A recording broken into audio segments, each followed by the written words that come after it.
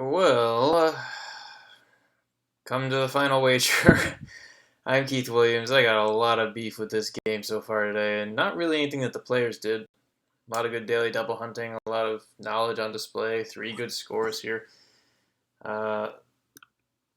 This is the kind of situation that wager a tie situation here because I thought maybe they're evenly spaced, but they're actually not. Shannon lead 18,000, another $5,000 wager on daily double paid off for him again. 14-2 for Anne, another librarian, and this one from Vermont, so she has some rooting interest here from me. Jeremy also very good. Unfortunately, found that daily double way too early when he didn't have enough money to do anything with it. 11-4.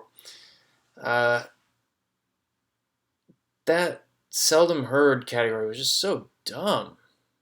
You can't attribute false quotes to people and then not pin them properly. Like, what is a style maven? Yes, okay, there are plenty of style mavens who could talk about both filet mignon and quilts. It's not reserved just for Martha Stewart. I'm sure they would have had to accept basically anyone who has talked about both those things at any point in their professional career. Unless there was something I completely missed, like this convicted style maven or this, I don't know what other adjectives would adequately describe her so that she would be the only correct answer. Yeah, and how do you do a rock me category without having Amadeus immediately follow that? That's just another waste. And then something about falcons would be really funny after that. I think my favorite part of the game was, and I wish I could pull it up, but I can't pull up DVR stuff on my computer. Thanks, Time Warner Cable. Was looking at Anne's face during that tostada clue, which I actually thought was referring to 7-Eleven, not Taco Bell or Del Taco. But it just was the most amusing face of disgust.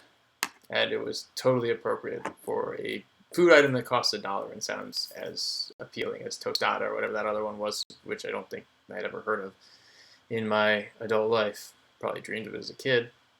Man, cheap fast food. Yeah, I also didn't like a lot of the clue valuing. What am I blabbing about? I should probably do some math here.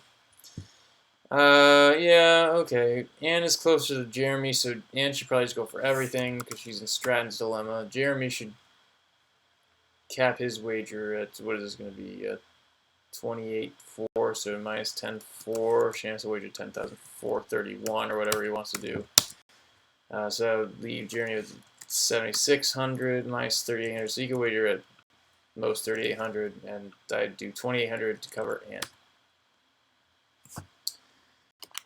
Yeah, not too much else. I mean, there are other wagers here, but let's not get too carried away. Jeremy shouldn't go any bigger than 3,800, though, for sure. Funny man. This also seems like a dumb category. 4 Emmys, 3 Grammys, an Oscar, and 3 Tonys. I almost swore there, because any... funniest movies of all time. You have 30 seconds to come up with this thing. Good luck.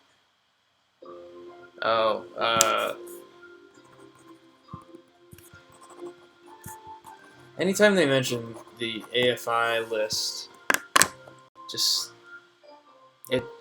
in my mind, it completely invalidates it as a clue because it's so subjective and it's 15 years old at this point. Why is anyone paying attention to it? Why would anyone have to go back and memorize it?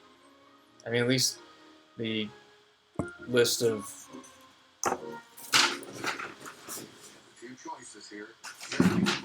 best pictures, which I keep over my desk, is a living list.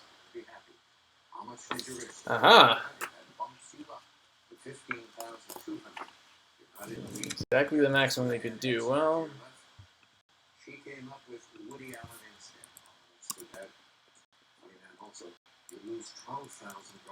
it's a good wager.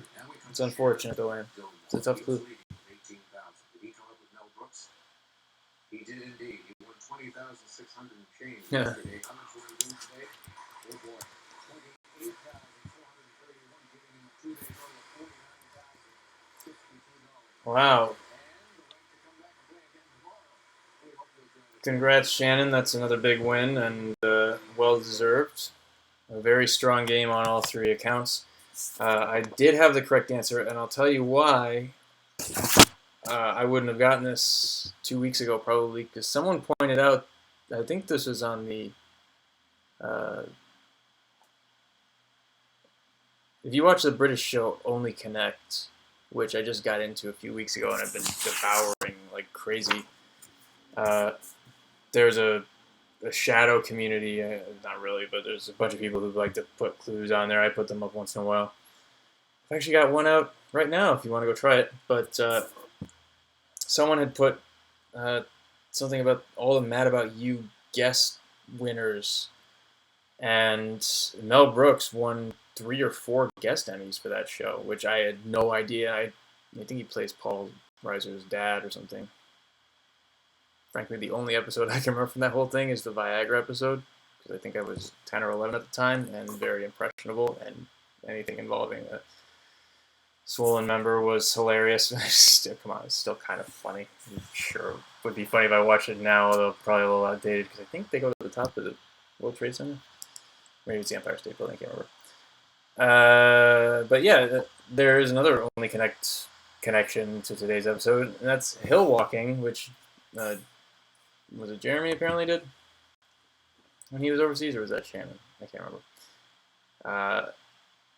But yeah, there's a lot of hill walkers on Only Connect. I guess it's the right way to cleanse your mind. I know that even Robert Moses did a lot. He'd walk to work every day, and if someone that important and that busy who had to have a second car following him at all times in case he had ideas that needed to go to the right person while he was on the road so that they could just take him back. Of course, they didn't have payphones back then. Then I guess it's good. It might not turn you into the best urban planner in world history. I'm not saying he was by any stretch of the imagination, but it certainly didn't hurt him that much. Anything else? South Korea is a 2-word country. I don't think anyone calls it South Korea officially. It's the Republic of Korea. But sometimes you take liberties in that sort of category, and that was a little bit too far for my liking. Sierra Leone was a better clue. I actually like that clue a lot. And yeah, is everyone enjoying the 21st century pop music mini league? I certainly am. I'm doing pretty well in it, and it's fun, but it's also it often incurs a little bit of nostalgia when certain songs come up, like Maps by the Yeah Yeah Yeahs in the first day, and Let Me Love You by Mario. And these are all just college songs that take me back to listening to WRMC 91.1, Middlebury's own college radio station. Sorry. I was a DJ for 2 semesters. It was a lot of fun. Got to dig into some cool music. And actually, I was just thinking the other day that WRMC usually, tended toward the Kale set. Ha ha ha. Another joke from today's stupid things that have never been said category. But, a lot of hipstery music. But maybe the most influential random song I ever heard come on there, I was driving back from some 5-year college reunion or something like that. And Connie Francis's Lipstick on Your Collar came on. And I'd never heard that song. I'd heard Who's Sorry Now, but that really got me diving into old country music. And 2 weeks later, I was devouring the entire Carter Sisters catalog and really getting a new appreciation for country music. I still hate modern country music, but the old stuff is really good, and it has influences far beyond that particular sphere. All right, I'm blabbing too much. I have another episode tonight, but now I'm caught up, so everyone can celebrate, and Shannon especially, because he's got a lot of money. We'll see you next time, right here on The Final Wager.